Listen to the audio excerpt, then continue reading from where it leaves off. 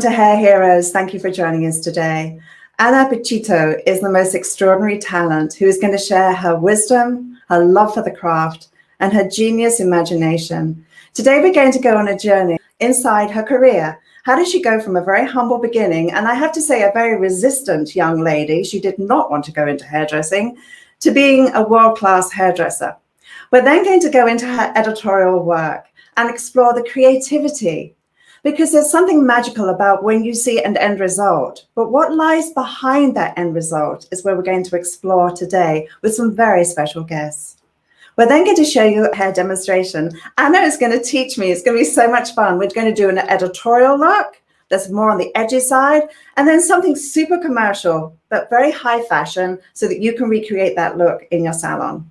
And last but not least, we're going inside the artist's mind. We're going to explore, how does Ana navigate between being a mother, a salon owner, a creative, stage, platform, all the different venues where she is. How does she do that? So I'm thrilled that we're going to have this magical time with Ana. So let's bring her on. Hi, Ana, welcome. Hi, Vivian. Thank you so much. I am so honored, to be here with you. I was absolutely thrilled when you asked me. And I have to say, I didn't sleep a couple of nights because of this. You are, of course, one of the people that I so admire. And, I've been following your career for a very long time. So again, it is indeed an honor. Thank you, Ana. And the feeling is so mutual. So let's tell everybody where you're actually located on the planet. So I am in Montreal, Canada. And would you like to say hello to your French and Italian friends? Absolutely. Bonjour tout le monde du Québec. And buongiorno, buonasera a tutti I miei amici italiani. Ciao. You sound so sexy when you speak those languages. It's amazing. Well, the British accent certainly sounds sexy to me, so there you go. So let's get into your career. We have a very special guest who's going to be joining us. James is going to be joining us in a moment. But before we bring in James, let's just kind of dive into the very beginning. I know your father was a hairdresser, and I know from your bio that you were somewhat resistant to actually wanting to be a hairdresser. So how did it all begin? My dad was actually a barber.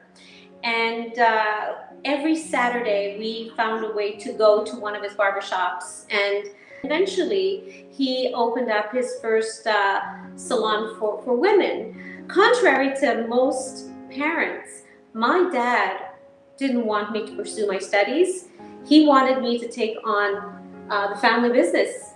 And, we're two girls. I have a sister. And basically, he always considered me, and I don't want to say this in a weird way, his boy. I was the eldest, and he has been quite successful. I think more successful as a businessman than as a barber, but he was an excellent barber as well.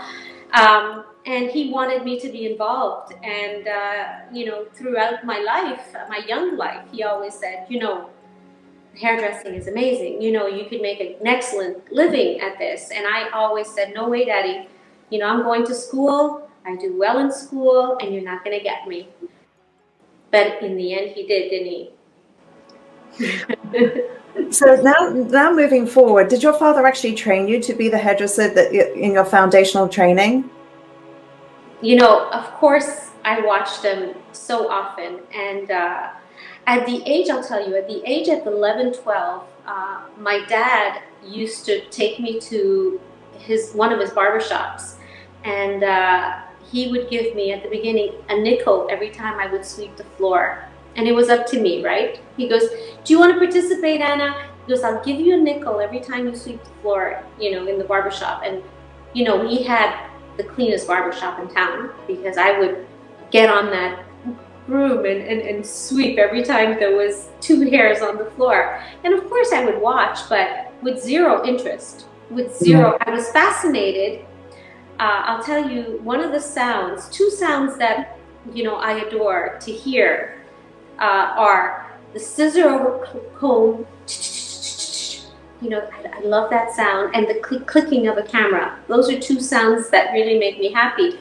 So I remember I was fascinated by the speed in which all of his barbers would work, and that sound I can still hear vividly in my head. But no, I was not trained by my dad. So did your father actually create the Salon Pure group, or did you move on from your father's business and create your own brand? No, not the Pure group. At one point, I'll tell you, at the biggest number of salons that my dad co-owned with partners, because every salon that we own and owned all through my dad's career, he had an operating partner in each salon, sometimes even two partners in each salon, and in some cases even 3 partners, depending on the amount of money that they were willing to put in the business. He had, at the highest point in his career, about 50 salons in the Montreal area. Wow. And from then, of course, we learned how to make business more effective, efficient. And right now the group owns about 28 salons. The Pure group is something that I created with my partner, Danielle Benoit, who is my partner at Pure Downtown. And it is the first salon that we actually opened in the core of downtown Montreal. All of my father's shops, for some reason, although we always lived in the city, were all outside the Montreal area, all in Quebec, but all outside, most of which were in shopping malls. And I am the first who opened a salon in the core of downtown Montreal with my partner, Danielle Benoit. And is your Pure Academy in Montreal as well? Yes, now Pure Academy now has become, we are together with another group, Tornade Pure. So Pure has merged with the Tornade group. And the Advanced Academy is right in Pure. Wow. Wow, excellent. So in my introduction to you, obviously I didn't speak about the depth and breadth of your career, but you obviously went from building your salon brand, but you have another career as well, which has been your editorial work, working for product companies. You have an incredible career traveling around the world and standing on stage. So I suppose my question to you is that how did you transition from salon life and being a salon owner and going into platform work and the editorial part of your career? I decided that I needed to do something to make my career a little more exciting. And I kept going to, many hair shows, and what really intrigued me was hair competition. So after having my first child, I decided to give it a go. And lo and behold, my very first competition, because I had disqualification points for something or other, I still came in 4th. And the first thing I said, what do you mean 4th? I go, that's amazing. How can I come in 4th when I always thought I was a lousy hairdresser and only doing it just because I had to? And so I went to the judges and I said, hey, I came in 4th. And they said, yeah. I said, I'm not complaining. I just give me pointers onto, how I can do better and when is the next competition? When is the closest next competition? And they said, well, there's exactly this type of competition, which was ladies cut and blow dry, in New York City in 2 weeks. So I had been training, for 2 months for this competition. And I said, okay, good. All you need to do is find yourself another model, because I had cut all of my model's hair off, for this competition. And he just told me, one particular judge said, if you don't want to lose any marks, make sure that the collar doesn't hide your nape when she's sitting there for us to judge her, because that's how you lost all of your points. And so 2 weeks later, I was at Javits Center in New York City, that I'm sure you know. And there were 85 competitors, more or less, from all over North America. And lo and behold, I won gold. I won. I won. So I became this frantic, crazy person looking out for any competition, especially hands-on competition, because I didn't know anything about image competition. And, following that, that's when, brands approach you to represent them. And that's how it all started. Well, that's beautiful. And I'm sure, I know many hairdressers who've had a competition background really are quite extraordinary because of the discipline. And for younger folks listening, to hear you speak about practicing for 2 months on a particular hairstyle is beyond most people's imagination. And the discipline that I think competition work gives you is again, pretty extraordinary. And the other aspect of that is that you put yourself into the public eye in a bigger way. So therefore, you really are exposing yourself to something quite extraordinary. We've got James here, who I'd love to bring into the feed, because James is a partner in crime, isn't he? You guys have worked together a lot. Hi, James. Welcome. Hi, Vivian. Hi, my friend Anna. How are you? Hi, James. So James is coming to us from Vancouver. James is an accomplished, wonderful hairdresser, and you've been working together for a while, haven't you, through Davines, correct? Yeah, we've been together now, I think, 5 years. And then, of course, Michael is involved in that. We have Three Stooges.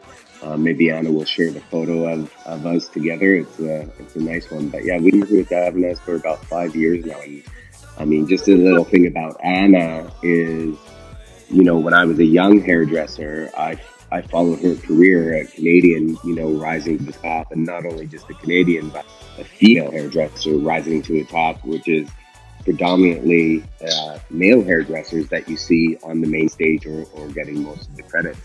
And I followed her career, and she inspired me to get into photographic competition. And I finally met her for the first time in 2013. And I think, we became friends immediately, whether she knew it or not. But it's been amazing to have her as a friend and as well as a mentor. So James, I know you have a question you'd like to ask Anna. Anna, I think that like I mentioned before, in an industry that typically you see men rising to the top and not enough recognition for women, it inspires me to see what you've accomplished. And I'd love to, hear what you have to say to the younger generation. But, foremost, the women in the industry who are looking to grow and become as successful as you. So it's kind of a two-part question is, what are some of the biggest hurdles that you've confronted being a female in the hairdressing industry, and how did you overcome them and smash those barriers? Well, that's an interesting question, James, because you would think that coming from an Italian, European background, I had pretty strict upbringing, right? But one thing that my dad never made me feel is that I didn't even realize that it was harder for women to succeed in life. He never made me feel that way. He always had, and he still does, many male partners. And right from the get-go, I was one of the boys. So it's much later in life that I realized that there is a difference between what needs to be done to go forward in life as a woman. And it's much later in life that I realized that, yes, there are many obstacles, and yes, you do have to work that much harder being a woman in this industry. But certainly not at the beginning of my career. I had one of my employees once said to me, one of my colleagues once said to me, he goes, Anna, you're the first woman boss that I don't dislike. And I said, what? What are you saying? Why are you saying that? He goes, because, and I don't know if I could say this on live TV, because you're not a bitch. And I said, what? I said, oh, okay. Why? He goes, because a lot of the bosses, female bosses I've had in the past, he goes, need to be bitchy to get their point across. And I said, no, I don't think that's necessary. I never had to do that before, so I'm not going to start now. So I think there's a way of getting your point across and being firm and direct without being nasty. And I think most successful women, at least the ones I know, do it in that way, by showing their potential and leading by example and I think kindness gets you so much further and opens up so many more doors than nastiness. So I appreciate you guys having me on, and I appreciate being able to talk with both of you. How do you balance all of those juggling hats? Because many hairdressers want to do it all, but it's not easy to be good at doing them all. So how do you juggle it all together? I think it comes down to, I mean, one thing that I believe is that anything you want in life, you can have, but it's going to come with an equal or greater sacrifice of something else. And once you realize what that sacrifice is, you have to make that decision, take it or leave it. So do I believe that there's such thing as a work-life balance? No. But do I believe that there is such thing as work-life harmony? 100%. And that's what I try and do, is just create harmony between the two of them. So, you know, when I was younger, I had a saying, you know, work hard, play hard. Now that I've got a family with 2 young kids, my motto is work hard, family hard. And so when I'm at work, I'm 100% there. And when I'm with my family, there's no other distractions that are going to stop that relationship or stop that bond from forming. James was asking about some of the lessons along the way that have made you who you are today. So if you could think back through your career and go, wow, that was changed my course of my career, what would that be for you? What works for me that has an even stronger impact is failure. When I fail, it projects me to the next level in such a fast-paced way. So I remember, and I have a photo of that, I should have sent it to you, the following year after winning a gold, I came in 10th in a provincial competition, and I was totally devastated. And what I thought was, wow, the gold medal was a fluke. I'm a fluke. People are going to find out that it was just luck. And what happened after failing so harshly in a provincial competition is that is never, ever going to happen to me again. And it was a life lesson that I remember as though it were yesterday. And the other aspect of that too is that the people you surround yourself with, because I think that, yes, failure is a great teacher. I agree with you. And I also think that sometimes, you know, are we driven by disappointment? It didn't work, so we try harder. Or are we driven by the joy of what we do? And I relate, Anna, to everything you said, because I know that I've seen myself where it's not been good enough and I'm driven. And then I have to ask myself, am I attracting those things into my life to therefore be behaving that way? Does that make sense to you? 100%. I know exactly what you're saying. So sometimes I have to, Anna, do a check with myself and say, whoa, let's put the joy and the beauty in it. And that's where team becomes important, isn't it? And I know you have an amazing group of people around you. We saw James today, and Michael's going to be coming in as a guest to talk to us. So selecting who you play with, I think, is so important. Do they lift you up? Do they light your flame, or are they a wet blanket on your flame? You know, and I think that's really important. So having that discernment, like obviously owning your company, you can choose who you play with. Cynthia, tout de suite. This is Marie-Josée, and this is Cynthia. Hi. Thank you so much. Thank you. Vivian. So thank you so much for the opportunity. Thank you. Tell me what's important within your culture. What does your culture stand for? And when you're looking to hire somebody, what are the qualities you're looking for in order to live up to the Anna standard and everything that you've achieved in your life? What does that look like? When we decided to open Pure, we were astonished to see how many people wanted to join us. And we got to pick. We got to pick who joined our team. And you know, today that's what we do. And it's a contagious feeling, right? Because you have one member of, you know, Pure that is doing really, really well, and everybody else wants to be like that person. We have one person winning awards or competing, and it doesn't mean that everybody else wants to compete and get to that level, but certainly even if they don't compete, they want to be just as good. So there's this beautiful vibe, you know, of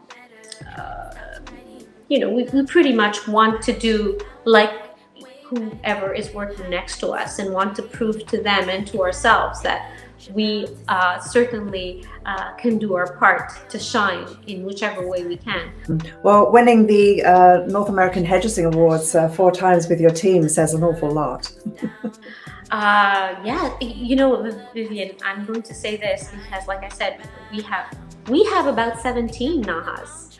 Wow, that's amazing. About 17 Nahas. So it's almost like, it feels like tooting your own horn, but it's I didn't win all of those awards. Different people that came to Pure and other salons that are part of our group won those awards. And like I said before, it's a contagious disease, if you will. It's a chronic disease. But it just, when there's something so outrageous as a candy, that is the target, the whole journey makes it so that everybody works in an extremely good way. I think the message for everybody today is that obviously having a great foundation in your craft is critical. But for you, when you did all the competition work, it gave you that wonderful foundation. And from there, the competitions and that thriving to be the best and competing against yourself and being the best version of yourself then opened the doors to incredible opportunities to work with major brands in the world, to travel the world, to have opportunities that you wouldn't necessarily get in a small salon that was not doing these things. So the foundation of the competition was a springboard. That's what I'm hearing, to actually take you somewhere else. And therefore, the law of attraction, you're raising your bar all the time, and therefore you get amazing people. So what an amazing experience you've had. We're going to continue with this journey, and in our next episode, we're going to be looking at Anna's work, and we're going to be exploring how she thinks in order to create. So we hope you'll join us for the next episode of Hair Heroes.